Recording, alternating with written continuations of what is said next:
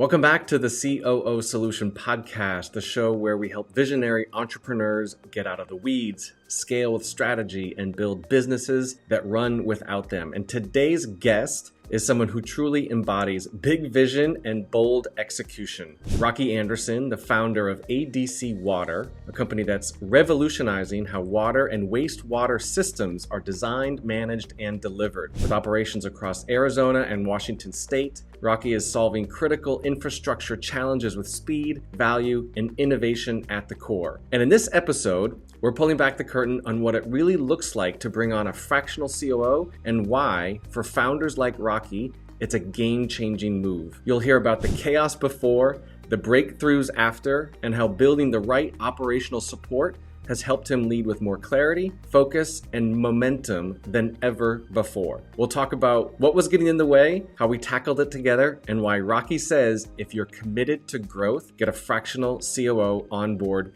now. Whether you're on the edge of growth or buried in the day-to-day, this one's going to inspire you.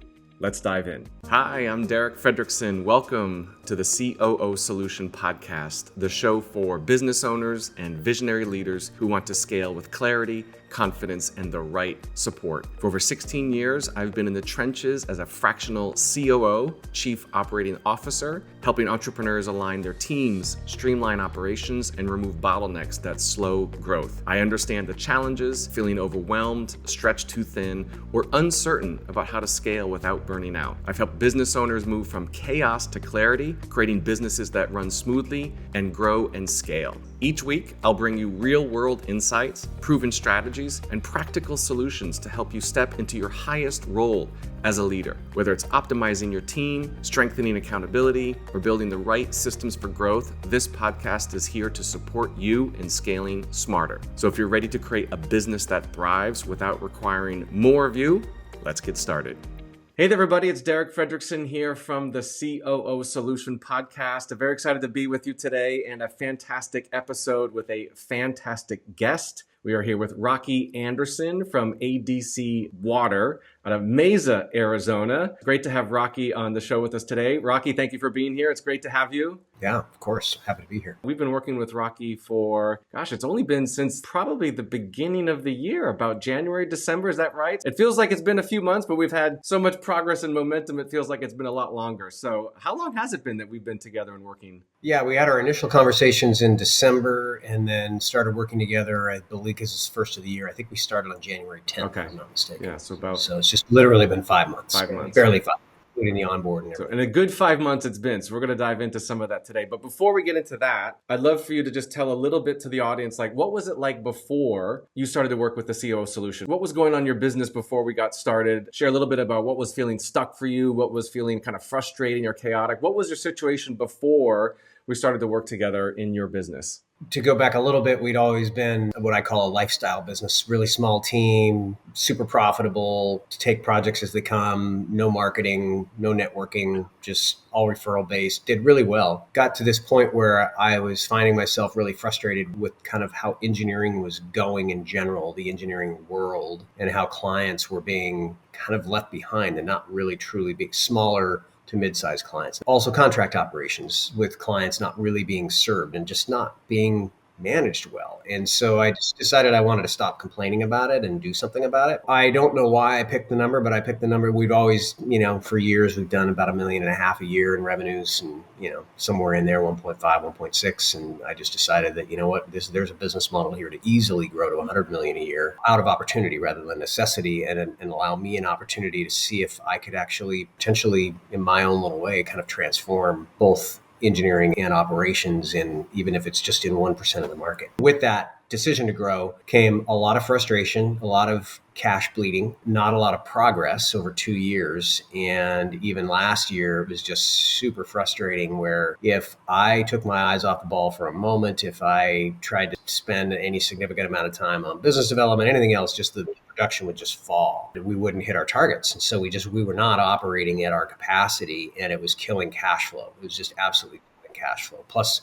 I was hiring down here in Arizona and building out office space down here and all that. So I'm just bleeding cash in both directions. Lack of revenue, which of course equates to lack of profitability, and a lot of expenditures going out the door. So by the time I got to you, I was, I would say, exasperated and exhausted. Our conversations, really inspired me about moving in this direction with a COO. I mean, were you looking for a fractional COO? Was that kind of in your scope of possibility? How did it come about? Like, how was it like, okay, now I know I'm looking for help. I'm looking for support. I know I can't do it on my own. I don't know what I don't know. Did you go and actively search, or was it something that kind of light bulb went off in the middle of the night and said, here's what I need to do? What was it that you were really looking to solve? Like, what was it that you needed to unlock? And what made you think that, okay, I need to reach out and look for a fractional COO? I am in a really amazing mastermind that we get together once a month, and we'll do deep dives on our business and that kind of thing. And I had been lamenting the production side of things and the challenges around it and everything for quite some time. And one of the guys actually brought up the idea of a fractional COO, and I didn't even know what a COO was. I'm a high school dropout, happens to run an engineering firm. I don't have a business degree or anything like that. So I'm like, well, what's a COO? And I still didn't really know what a COO was, but I wanted to explore it and see what it all looked like. I just literally started doing internet searches. And at first I kind of dropped it because what I started finding was just these, what I felt like were just sort of like big conglomerate type of, I don't know why chop shop is coming to my mind. That's not the right word, but just hamster wheel kind of a thing. And I didn't feel like that was going to get me anywhere. Been around enough to know that kind of a format probably was not going to serve me. Whatever a COO was, I still didn't know. And then I happened to come across your site. I was just super intrigued by what I was reading on it, what I was seeing on it. And then you and I had our conversation, and it was already a no-brainer for me out of just in the middle of that very first conversation that we had, especially when you started sharing, like, I'm waiting for the bomb to drop of like, oh, this is going to cost you $20,000 a month or something. When I discovered in the middle of that call, really the massive affordability of it and value, it was just an automatic no-brainer for me. And so there was an instant weight that was lifted off of me. I had made that decision just out of our conversations and understanding what this could do for my company and for myself. January 10th could not come fast enough. I remember all those forms over Christmas and doing that huge deep dive of all that information you asked me for over Christmas. I couldn't sneak away from my family enough to get it done and get it to you because I just wanted to get all of this rolling. Love that. I mean, I have to say, when we spoke in December, you were looking for us, and in some way we were looking for you. And what I mean by that is that, like, there was a connection in terms of you and I and what you were looking for. And also, I was really attracted to your excitement and eagerness, not only in the work that you were looking to do within your company and organization, but like you were sharing earlier, a little bit more like in the shift on how this industry is modeled and what's working and what's not working and what can be your part in order to, have a ripple effect to make some change. And you also had some pretty extensive and lofty goals in terms of like where you are now and where you want to be, both financially in the next couple of years, your big, hairy, audacious goal, what you wanted for your company, your team, your culture, your community, your family, kind of personally, and what that meant for you as well. So it was great that we kind of started off. And I was, I remember right after the holidays, we were both chomping at the bit to get started, and we kind of dove right in. And I have to ask you also, I know that in the beginning, one of the things that we do when we start working with a client, like you said, there's a pretty extensive, questionnaire and assessment that you fill out to understand everything about your business and where you are and where you want to go. And there's some assessments that you did that helped you, I think, maybe understand a little bit more about who you are and how you're wired and what your strengths were. Can you tell us a little bit about that? Because I know we've talked about it since, and I'm assuming that was something that was enlightening as well, in addition to the work that we were doing, but just kind of discovering more about yourself, but also like the role of Rocky and who Rocky is as the CEO of his company and like how you're wired and your strengths. So can you talk a little bit about that? I think it'll be interesting to share. Yeah, I was excitedly but surprisingly shocked at the depth and breadth of information you were asking for. And it was awesome. I mean, it didn't feel like a chore. It felt really inspiring. Of course, I've been in this mastermind, which does a lot of this stuff too, but I was probably already sort of conditioned toward it to begin with. Plus I was desperate. It really was refreshing to dig into all of that and get some clarity. And then the multiple assessments and just the level of detail of your questions really helped me to see that I am not an operational guy. I'm a visionary guy. I'm a 50,000. I might even be a 100,000 foot guy. I'm really good with mechanical things. I'm really good at working on things. I'm really good at fixing things. I can look at something and pretty much understand how it works. And I've just always been that way. And so it's easy for me to want to dive down into the weeds sometimes, but it's a horrible place for me to be when I have to be there. It's sort of like trying to own a classic car and you turn it into a daily driver. It goes from being something that's fun to being something that's a chore that you wish you had never had, right? And so it's the same way with the operational side of things. I love diving in and dipping in, but I don't want to stay there. I don't want to spend any length of time there at all. I need to be on the visionary side of things. I need to be on the sales side of things. I didn't realize that I was really kind of built for business development and sales and building relationships and that kind of thing. So it really, yes, gave me a lot of clarity about where I don't need to be as much as where I do need to be. And it's so critical to being able to scale the business. We're finding that right now with some of the things that we're trying to get off my plate, because we're just realizing that even if I like doing them, we'll not be able to scale. It will just hit a brick wall. It was super enlightening to go through all of those assessments and the questionnaire and all that. And especially I remember in the beginning, like I said, like a light bulb went off, is that, you're not meant to be doing the things that you're doing. It doesn't mean that you could do them, that you should do them. And we talked a little bit more about leveraging your strengths, your innate skills, your personality, and how when you're out in the field and talking to people and developing relationships and building those types of connections, that's a business development skill that Rocky, as visionary, we want him to be more in that spot, because that's where it's exponentially going to grow the business. So it was great to see that you were very accepting of that and realizing that once we built those kind of processes and structures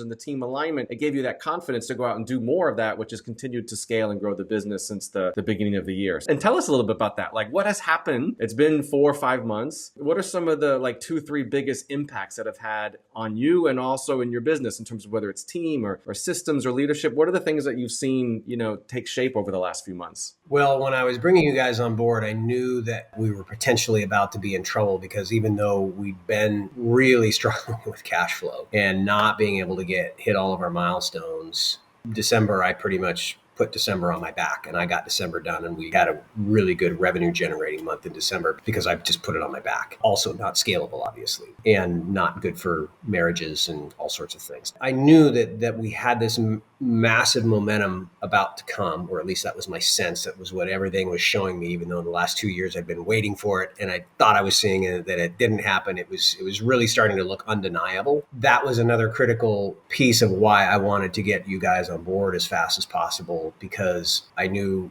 if that stuff hit, we were going to be in big time trouble, because there's going to be no way to get it all done. And there was going to be no way for me to survive it, potentially. Some of the things that have changed are just simply that mental release of me being able to hand things to Paisley. I have this joke with her where if I have a pain point, if I see something that I'm really frustrated with, I can just tell her what that is and say, make it so. And she just goes off and makes it happen, right? She fixes it. She's my fixer. But she's also obviously proactive with things too. It's at least our 3rd month in a row. It's possibly our 4th month in a row, hitting all of our project milestones. Over the last 2 months, it has become progressively, significantly less of my involvement in that. That has been a massive shift. We finished the year with a pretty darn good month at like $204,000 of revenues. But before that, again, because we were struggling to hit anywhere from, because 1 month might have been, if I go back, 1 month might have been only $65,000, right? It was just like horrible. February, March, and April were all over $200,000, or like $230,000. This month is going to be about $350,000. And I'm seeing that we actually have $1 million worth of work to complete between May, June, and July. Easily on our way to doubling our revenues this year. My goal is to be at 10 million by the end of 2028,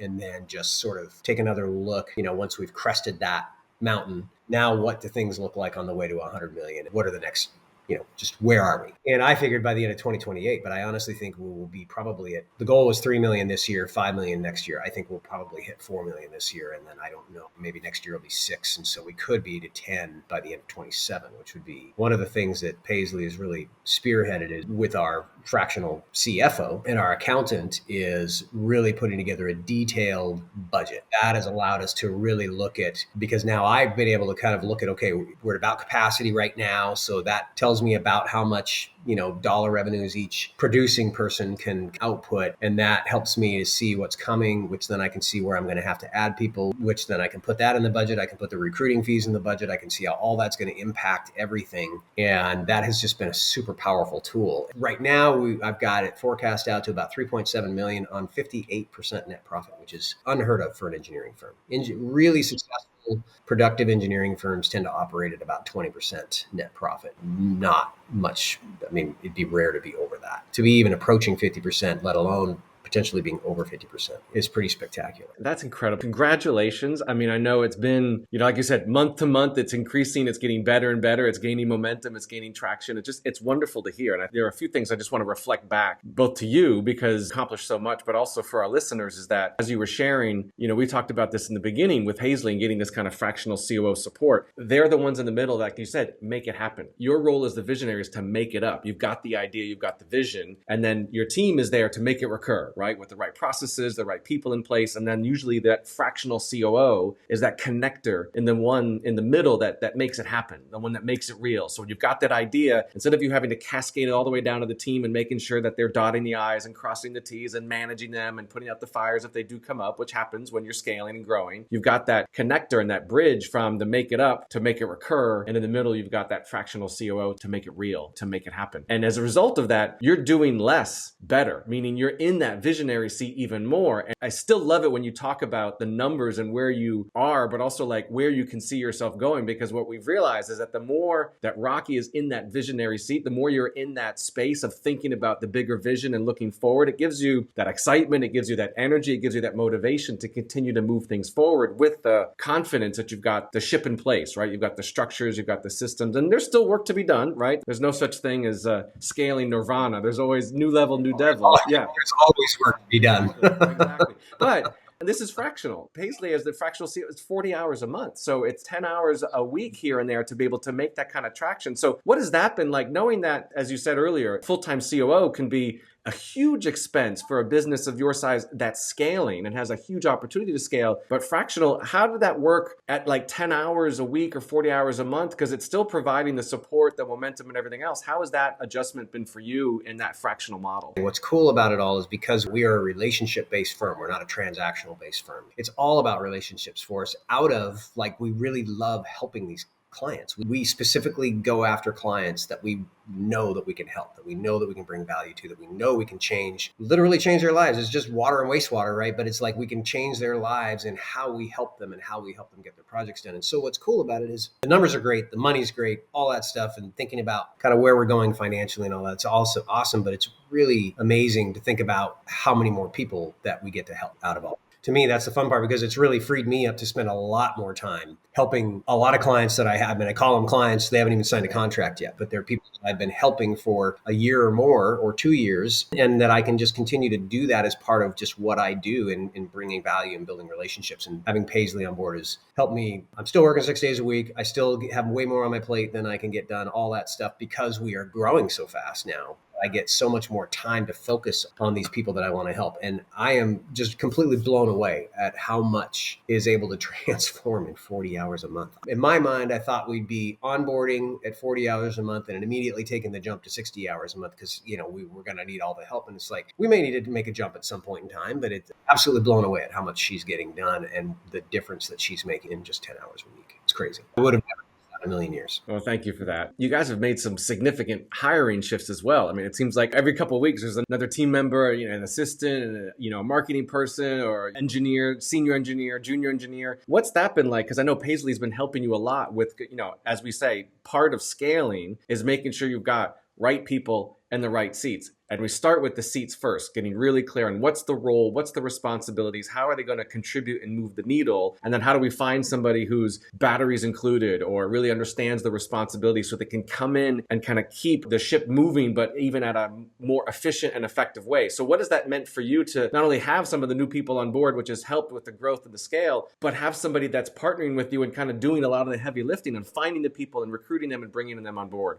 Yeah, she actually personally recruited and found our current executive assistant that probably is going to turn into a project manager. And she's just a complete rock star. It's been amazingly helpful to really focus first on what are the seats and then second, who are the people. Starting with the seats, taking our current people and looking at where they belong and then hiring specifically in order to fill the gaps on any weaknesses that we have. We have some moderate fact finders, but we don't have a lot of follow throughs. Actually, Sandy is executive assistant, is super strong on follow through. We're bringing in 2 more people that are super strong on follow through so that we can round that kind of stuff out. But that's the amazing thing about everybody taking these assessments and everybody understanding where their strengths are, their natural inherent strengths are, and then being able to hire specifically to, okay, as soon as these people come on board, then we're going to take these responsibilities off of this person. We're going to shift them over to those guys. And we're going to take some of my responsibilities, shift them over to that person. We already have a plan in place. We already have a map in place for how all of this is going to go. So that on day one, as we bring these people in, we know what the next operational shift is. And so now we know that with our second new engineer coming on board in July, we know that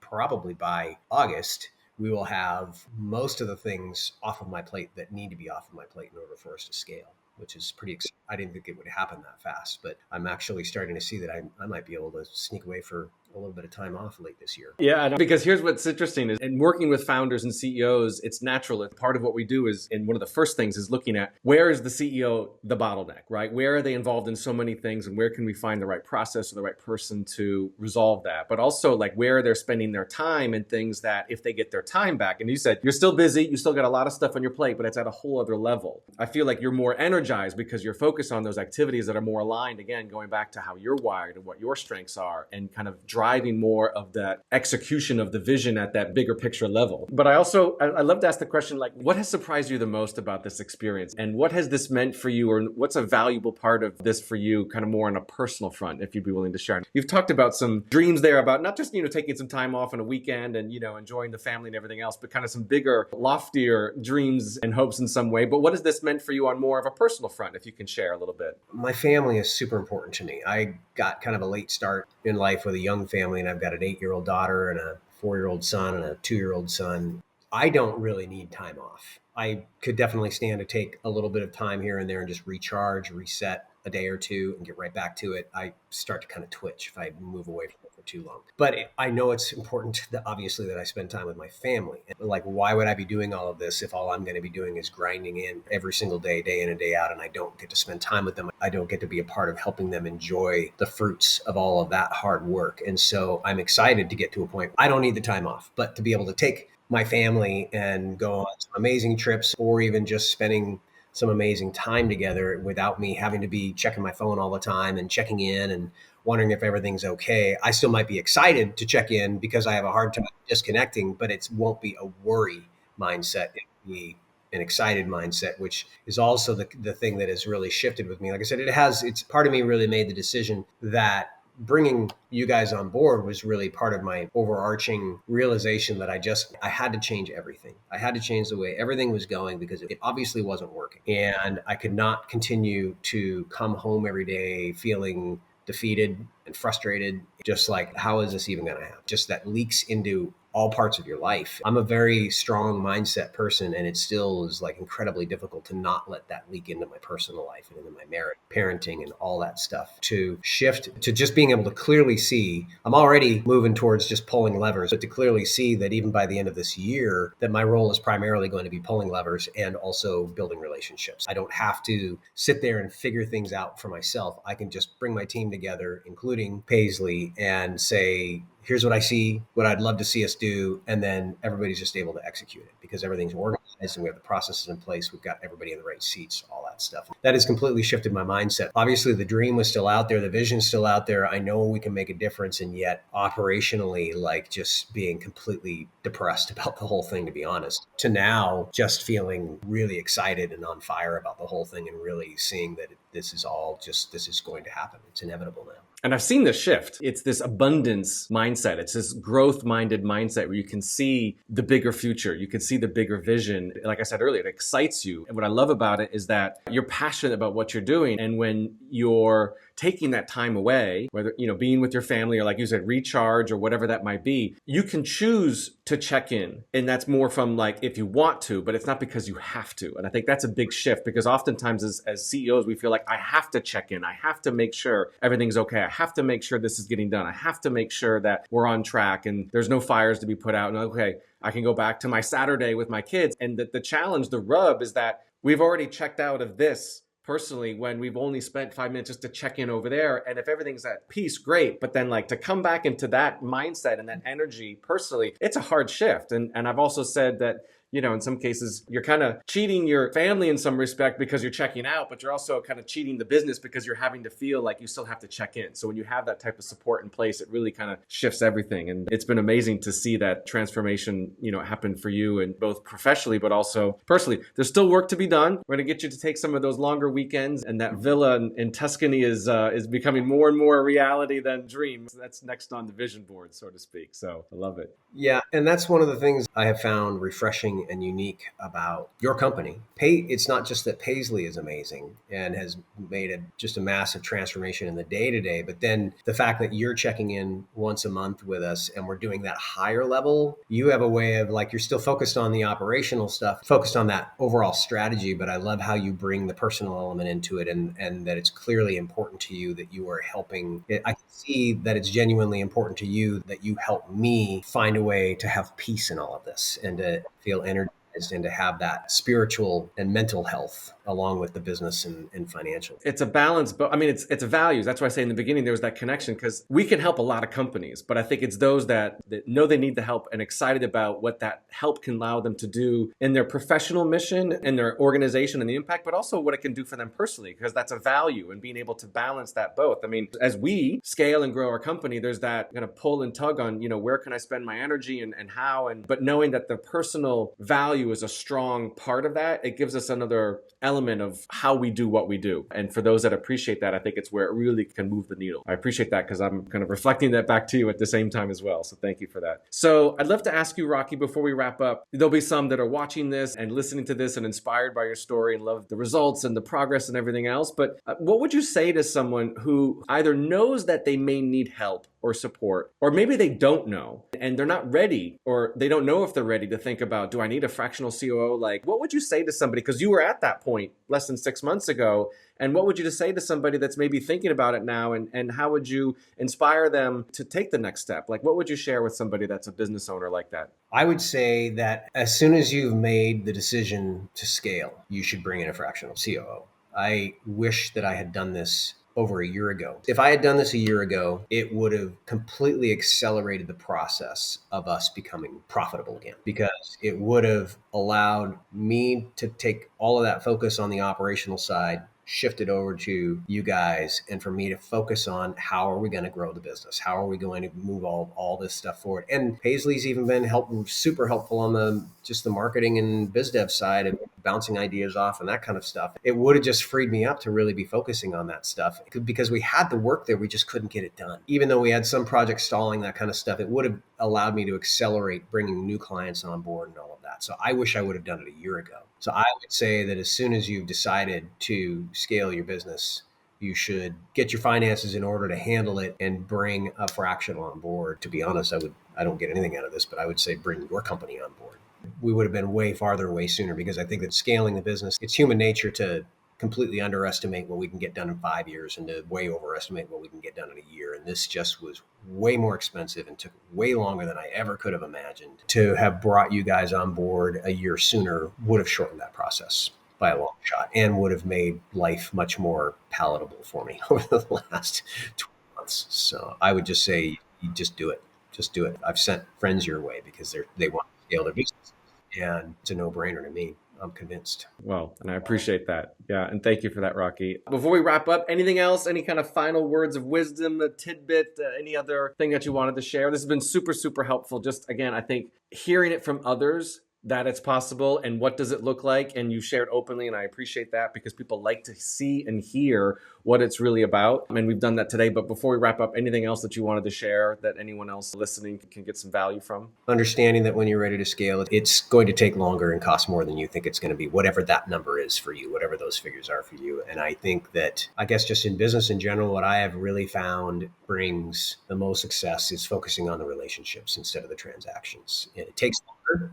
It definitely takes longer, but it is way more sustainable. We have clients that are 20 plus year clients. And we typically, once we gain a new client, they never go anywhere. They don't want to use anyone else. And it's because we focus on the relationships. And I would say that would be, if I were ever going to start another business, I would start with the relationships before I did anything else. I love that. And that's what we keep saying to you is like, it's all about the relationships because that's part of your zone of genius. The more that you tap into that with your clients, your partners, your network, whatever it might be, it's a great message for those that are looking to scale. Because sometimes people are looking like, oh, I can do so much with the marketing and there's all these different opportunities. Like, you know what? Sometimes business is business and it's built on relationships and who do you know and how you can help, maybe sometimes without the expectation of getting something in return right away. But it has a lot of value in the long term. And I know that you've been building your business on that and doing more of it as we free up and give you more time to do it. So that's a great revelation to see. So fantastic. Well, thank you, Rocky. It's been great to have you on the show. Wonderful to continue to work with you. More to come. Thank you, everybody, for watching, and we'll see you next time on the COO Solution Podcast. Thanks again, everybody. Bye-bye. And that's a wrap on this episode of the COO Solution Podcast. If you found today's conversation valuable, I'd love it if you could subscribe, leave a review, and share it with someone who's ready to get control of their business and scale it with a second in command that they trust to handle all the daily tasks and operations they don't enjoy. And hey, maybe you're wondering if now is the time to bring on a trusted fractional COO or Chief Operating Officer to help your thriving business scale with clarity and confidence. If you're tired of doing it alone, visit thecoosolution.com and take our free quiz to help determine if now is the right time to bring a fractional COO to help you scale. In just 25 questions, you'll get a personalized report that helps you decide if your business is ready for the game-changing support of a part-time fractional COO. Let's find out together if it's your next step. Thanks for tuning in, and until next time, let's roll up our sleeves and get to work.